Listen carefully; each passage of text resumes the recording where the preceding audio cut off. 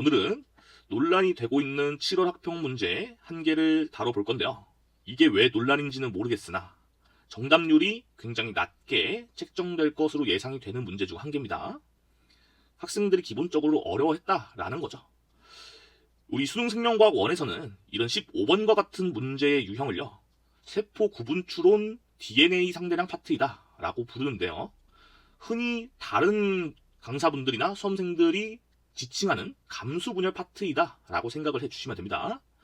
아무튼 이 감수분열이라고 하는 유형에서 뭐가 중요하냐 물으신다면, 간략하게 요약적으로 말씀드렸을 때 결국 세포들을 유전자 관점에서 분석하는 거다 라고 생각을 해주시면 돼요.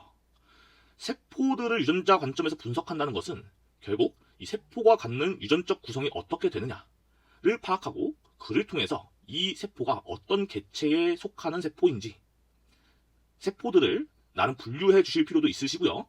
혹은 어떤 개체 내에 존재하는 세포들의 유전자 구성, 조합을 통해서 그 개체가 갖는 유전자형이 어떤지 살피는 유형이다 라고 생각을 해주시면 됩니다. 그렇다면 이 유형을 어떻게 접근해야 될지, 그리고 이 유형에서 요구하는 사고방식이 무엇인지 문제 해설을 통해서 간접적으로 살펴보도록 할게요. 문제는 한번 읽어보시고요. 이 문제에서 제시된 요소들이 무엇이 있는지만 체크하고 넘어가도록 할게요. 일단은 유전형제 한 개가 제시가 되어 있어요. 가라고 하는 유전형질인데 독립되어 있고 생년수치에 있다 라고 했고요. 유전자형이 삼성 잡종인 사람 1, 그리고 이러한 사람 2, 두 개체를 제시했고, 두 개체의 세포 4개를 제시했는데 이 4개의 세포에서 상대량 더한값, 상대량 더한값을 제시했어요. 그 다음에 4개의 세포 중 2개가 1의 세포고 2개가 2의 세포다 라고 언급을 해줬고요. 그 다음에 세포 기억부터 리을 총 4개의 세포의 특징을, 후보군들을 제시를 해줬어요. 이 세포의 특징들을 간략하게 표기를 해보자면, G1기 세포는 핵상이 2N이죠. G2기 세포도 핵상이 2N이고요. 감수 2분열 중기세포는 핵상이 N이에요. 생식세포도 핵상이 N일 거고요.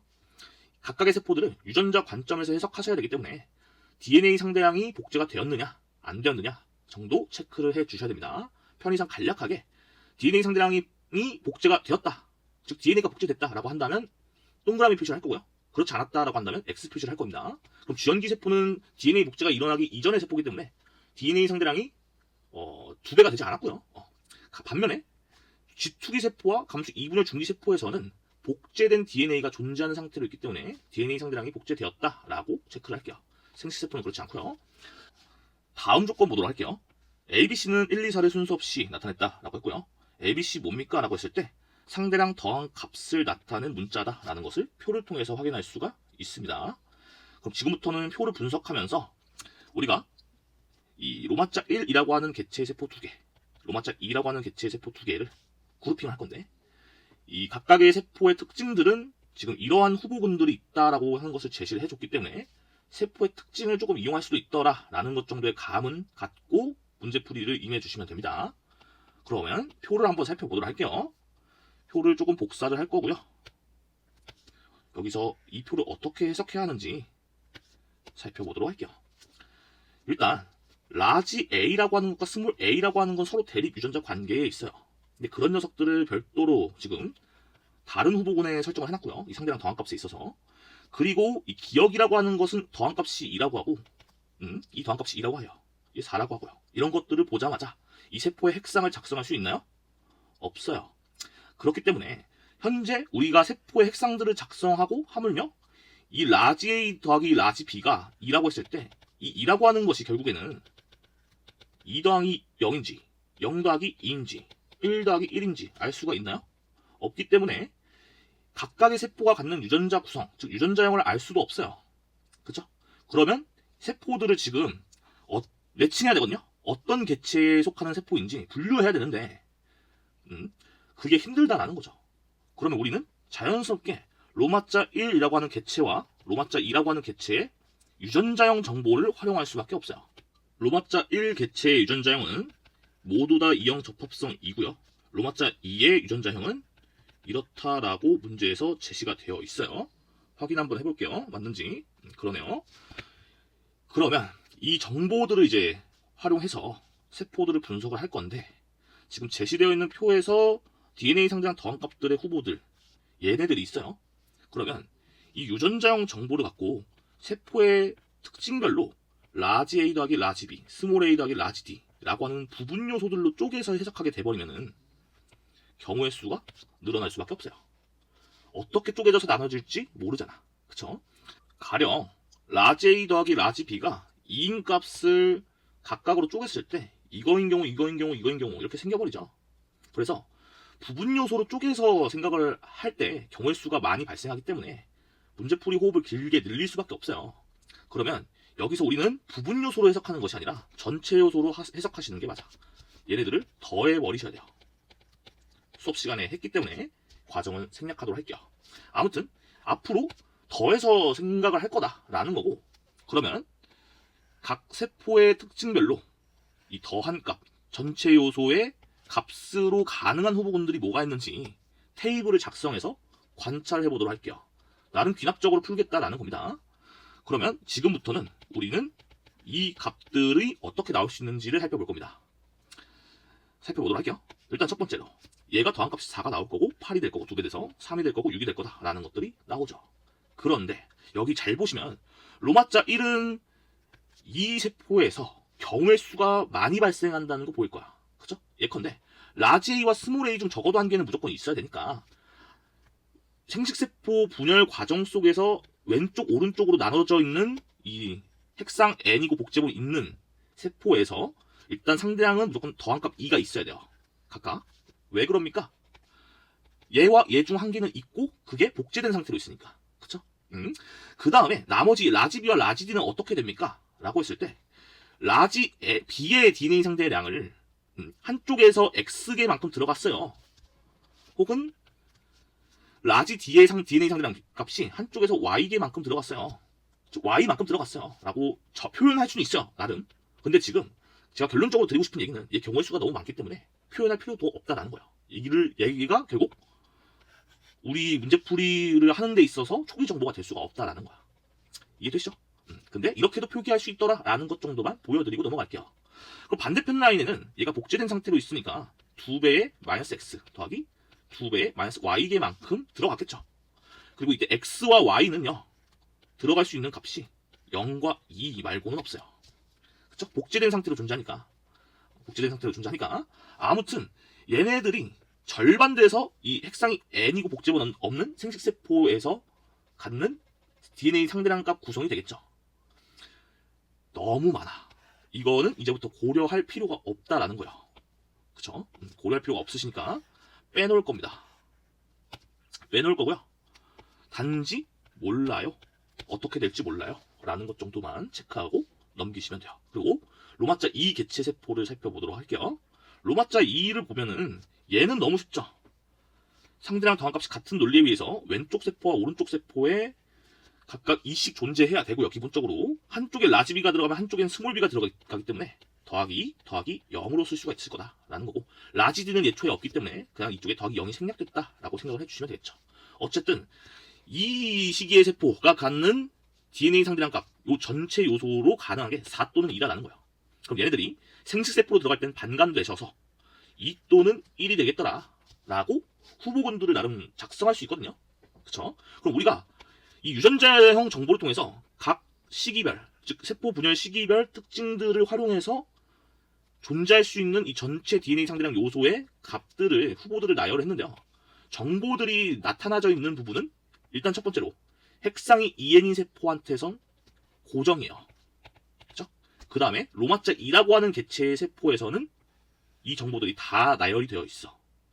그러면 자연스럽게 우리가 체크해야 될 부분은 첫 번째, EN 세포 어딨냐라는 것들 체크해 볼 필요가 있고요. 두 번째는 열로 표기합시다. 로마자 2 개체의 세포 어디 있느냐를 조사하는 것이 낫겠죠? 그쵸? 그럼 표를 통해서 한번 살펴보도록 할게요. 표를 보실 때 우리가 이 부분 요소들을 통해서 해석하기에는 어려움이 있으니 전체 요소로 바꿨기 때문에 이 바꾼 값들을 써드리도록 할게요. 4고요, 2고요, A 더하기 C고요, B 더하기 4다 라는 것은 충분히 확인하실 수가 있으실 거야. 그쵸? 그리고 아까 작성한 테이블과 비교 대조하면서 정보들을 살펴보도록 할게요. 첫 번째, 기억세포에서의 이 더한 값 4는 가능한 게 누가 있어요? 너무 많죠? 너무 많아요. 그래서 얘는 지금 결정할 수 있는 정보가 없고요. 이 2라고 하는 값은 가능한 녀석이 누가 있습니까? 라고 했을 때 얘도 될 수도 있고 얘도 될 수도 있고 너무 많아요. 얘도 몰라요. 그렇기 때문에 자연스럽게 디귿과 리을 정보를 통해서 뭔가를 결정해야겠다라고 생각을 해 주셔야 돼. 이해되시죠?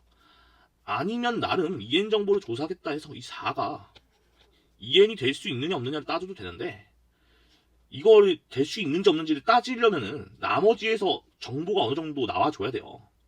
지금 상황에선 따지기 힘들다라는 거야.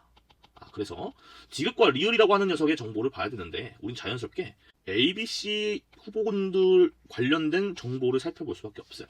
1, 2, 4를 순서 없이 나타냈대요.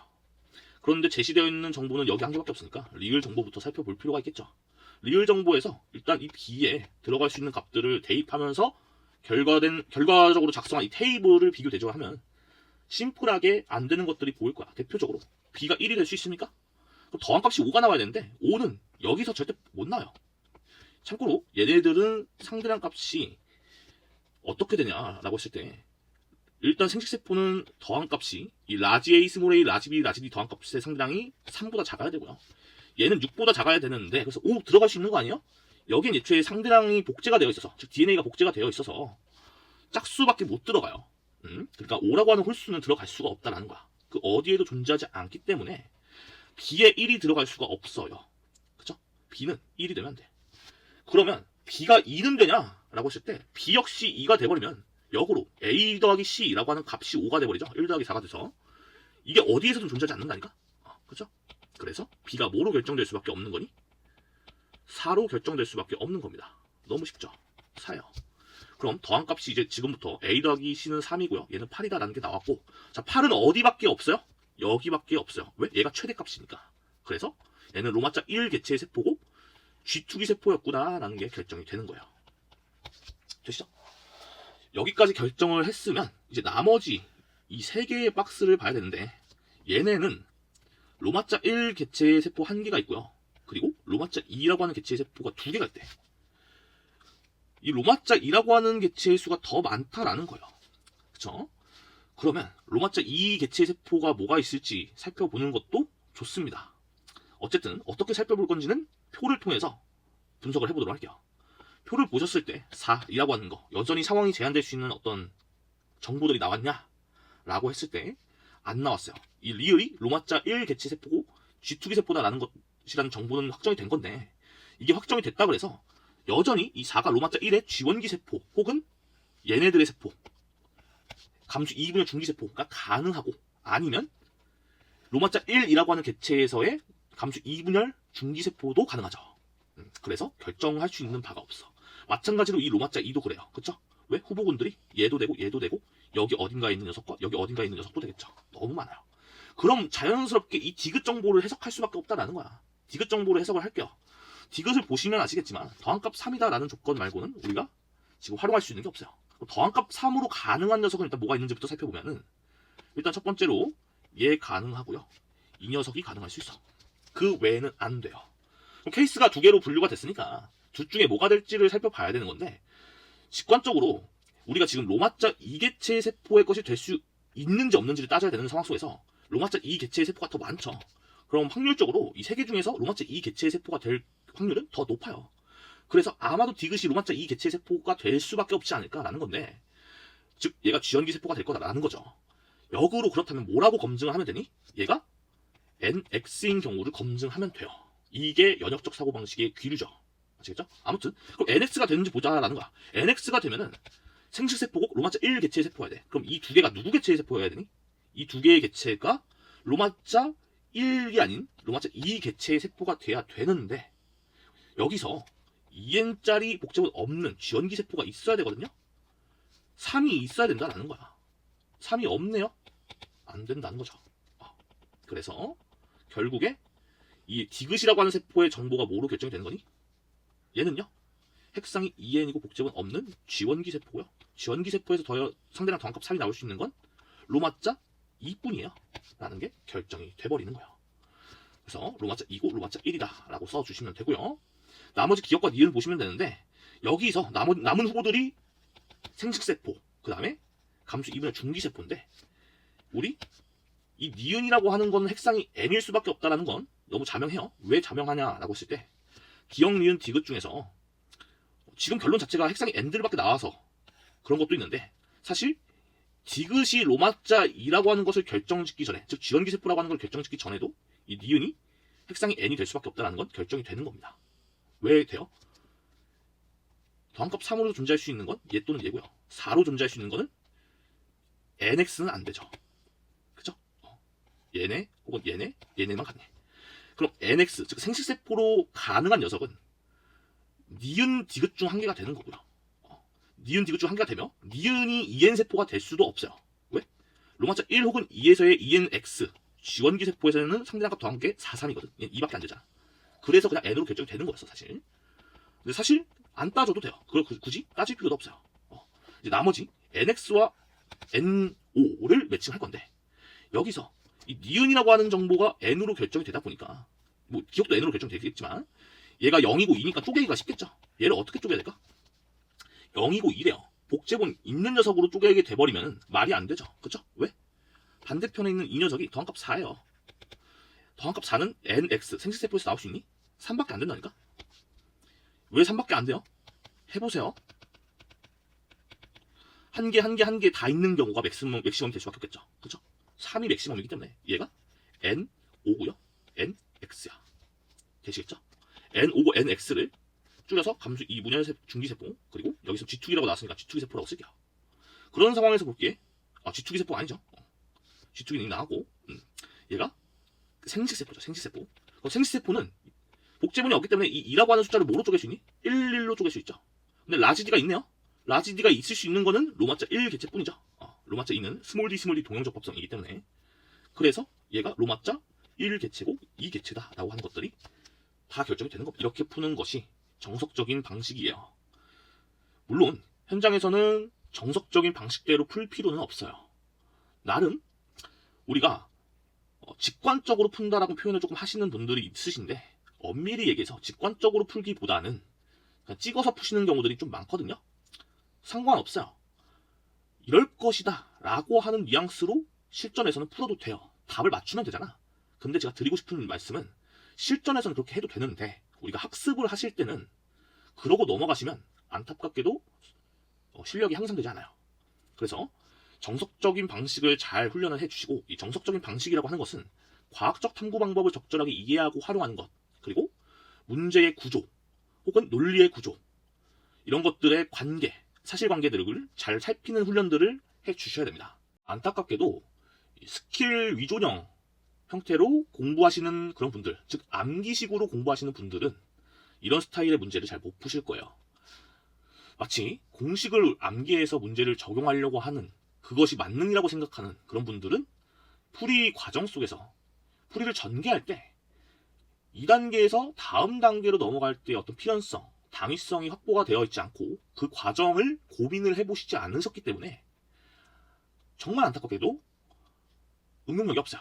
즉 사고력이 없어요. 사고력이 생길 수가 없는 공부 방식이에요, 사실은. 그러다 보니 이 수능에서는 항상 변별을 위해서 과학적 탐구 방법을 이용하는 문제들이 나올 수밖에 없거든요.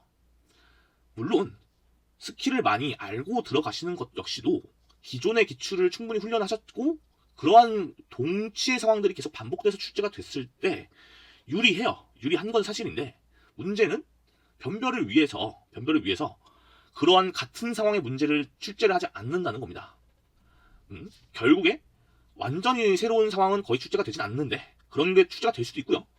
대부분은 겉에 포장지만 비슷해요. 근데 그걸 해체하고 분석을 해야 되는데, 해체하고 분석하는 과정 속에서 암기 형태로 공부하신 분들은 그거를 분해를 할 능력이 안 생깁니다. 그래서 제가 드리고 싶은 당부는, 반드시 우리가 고민하시고 문제풀이 과정 속에서 최적의 어떤 방법론들 알고 가는 것도 좋지만, 그 방법론이 왜 꼭 사용이 되어야만 하는가에 대한 본질적인 고민을 한번 해주시는 것도 굉장히 좋을 거다라는 겁니다. 그럼 오늘은 여기서 마치도록 할게요.